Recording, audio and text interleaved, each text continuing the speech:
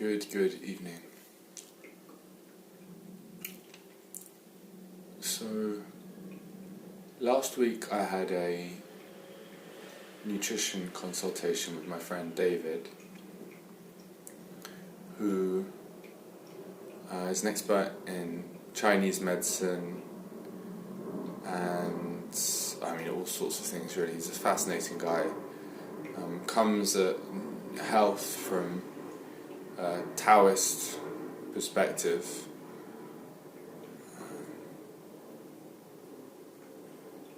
which is a perspective that I enjoy immensely and that I really can't find any faults with. And that's a way of being that kind of goes with the flow of things. There's no sense of opposing nature. It's just a complete harmony and accord. The natural way. In terms of how that relates to nutrition,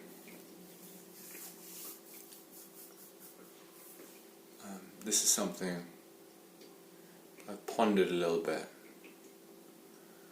and was one of the questions that I asked myself at the end of last year. I was like, something that I want to kind of figure out is my approach to diet and nutrition for myself and for others. I learned a lot about diet and nutrition from a Western evidence-based, this is what you should do, here's how you should do it according to formulae, etc. But this way of doing things doesn't really align with what I've been more interested in recently, which is deriving inspiration for action from sensitivity to the present moment, sensitivity to yourself, rather than ideas about how you should act. Because I think that ideas and formulae are ultimately limiting,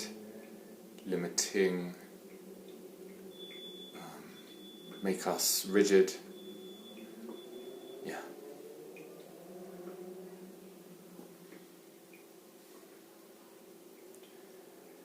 But going down an approach with diet of opening to intuition is especially difficult for me.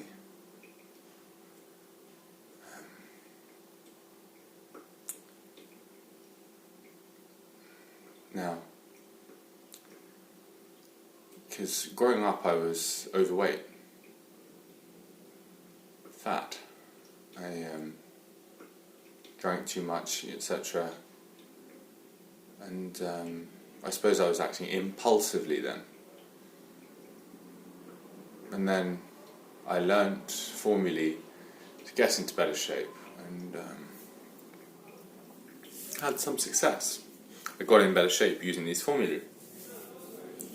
But it did always feel like somewhat like a brittle way of doing things. This strength that I got, it was me powering through,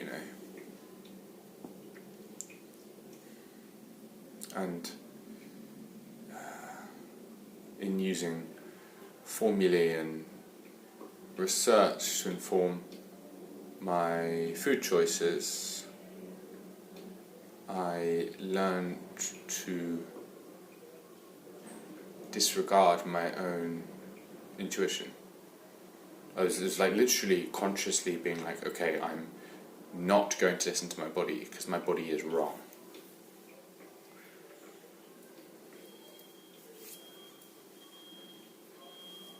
Because I look back at it as if I, previously if I didn't override my body, then I would be overweight.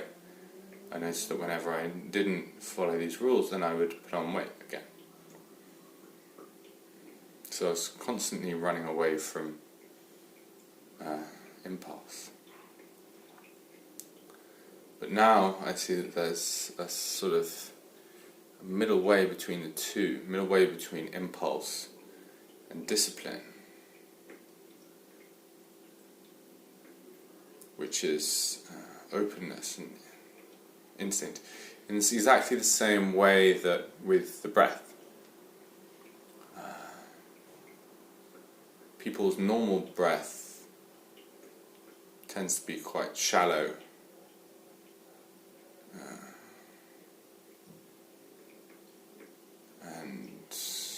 Shallow, not full. Then you can do breathing techniques, which might make your breath more deep, but it's in some way forced as well. And in that forcedness, in that mechanicalness, I could probably think of a better word than that, mechanicalness, whatever, there's tension and limitedness, and it's all a bit boring. Whereas there's somewhere in between, which is finding your natural breath, which is different from your normal breath. That's when you allow your breath to do its own thing, rather than impulse tends to be how we kind of subconsciously learn to breathe by picking up on what other people do. And the same thing happens with the eating.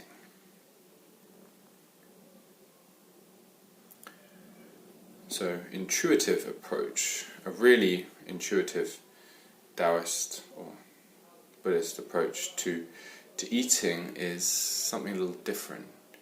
It's not lazy impulse, but it's not discipline either. It does require some kind of attention and effort, observation. But that observation and effort isn't something which needs sort of contrive, manufacture, to force. You're just open to it.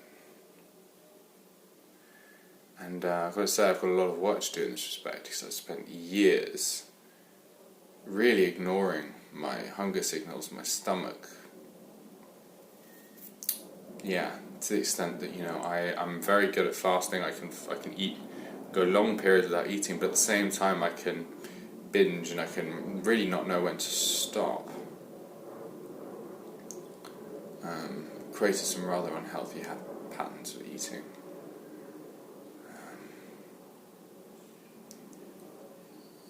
So I was speaking with David. He said, you can trust your intuition, you can trust your sensitivity to food. You know what's good and bad for you. And I found this felt empowering. I liked it. Whereas I feel like when you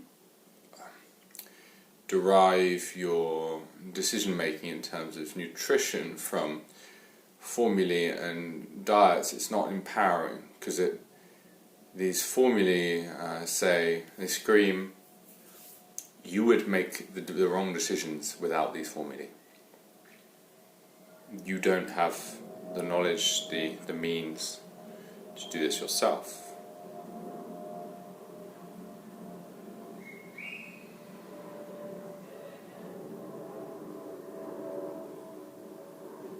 Gosh, it's interesting, the idea, the possibility that I might be able to actually make decisions about my food from just being aware of myself and my body and my signals is at once totally obvious and also kind of scary. And so I've learned these formulae and mechanisms for staying in shape, which are rather reliable. They're good protections. They're good. I've learned sophisticated formulae,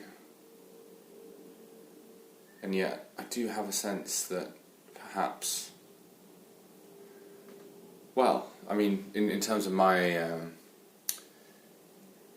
terms of other areas of my life where I have yielded more to my body, for example in my meditation, Alexander technique, dancing and what have you, I've learned that my intuition, what it can come up with, is far more beautiful, powerful, intelligent than any ideas that I can come up with. And I am persuaded by the idea that that same intelligence can be directed towards my nutritional choices. It's a somewhat scary process, but I think now is the time for me to really go down that route.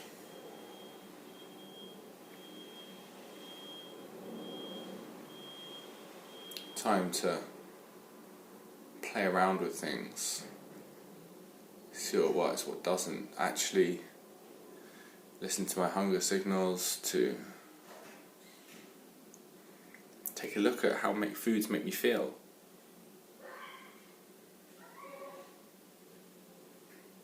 And actually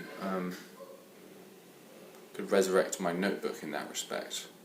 So over the summer, you see, I read a book on mindful eating by Thich Nhat Hanh, which was good in some respects, but felt a bit mechanical, a bit sort of applying tactics, and also wasn't mine. Didn't feel like I was doing it on my terms, and I'm quite terrible at taking instructions. I think that for me to really play with something, make it my own, I need to devise my own way of doing things. And perhaps if I use the notebook, which previously I was using to sort of employ the tactics inspired by Thich Nhat Hanh's book, if I were to use that to instead make observations about my relationship with food and how different foods make me feel, that might be an interesting experiment. What else I found interesting about my consultation with David is that he gave me a list of foods, some which are more beneficial and some which are less beneficial to eat. And I realised that the ones which were the least beneficial, these tend to be the sort of intoxicating foods. David said that for me I'm rather sensitive to toxicity.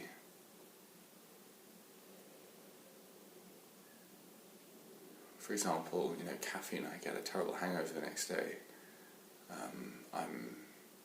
Alcohol, I struggle to metabolize it. All sorts. I'm sensitive to toxicity in lots of forms. And the same would apply to food. So, for example, heavy cheeses and what not have you. What I found interesting was that the least beneficial foods are those foods which I actually look at and they're like, oh yeah, those are the ones that make me like nom nom nom nom nom. Like, oh yeah, crave a bit of that, love a bit of that. Peanut butter, cashews. Previously I used to love a bit of like coffee or alcohol. Even on the vegetable side, red peppers and aubergines, chocolates, all these foods which, heavy dark cheeses and whatnot. These are the foods that kind of got me high.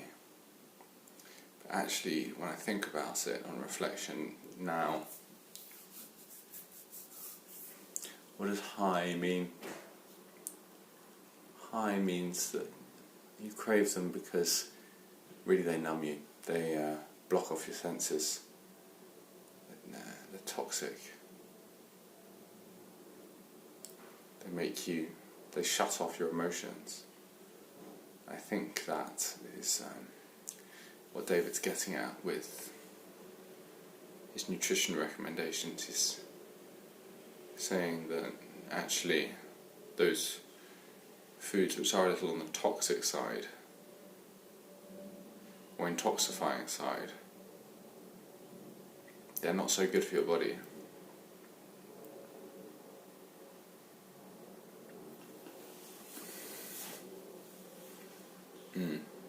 And the foods that he recommended are much more lighter for me. Lighter foods. So I'm happy to experiment, try his recommendations and see what happens.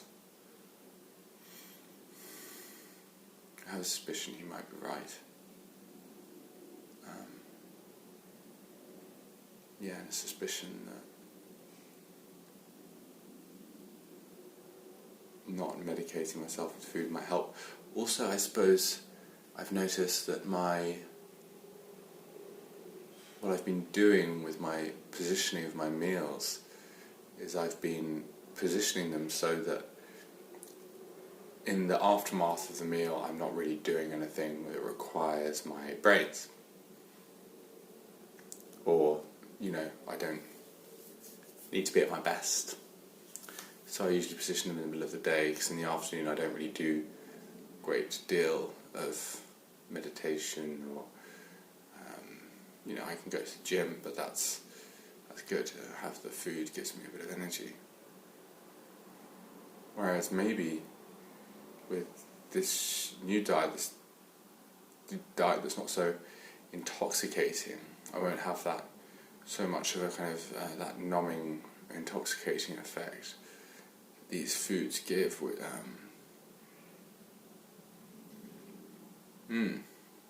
let's see. This is certainly one which is going to lead to many more video. Good night.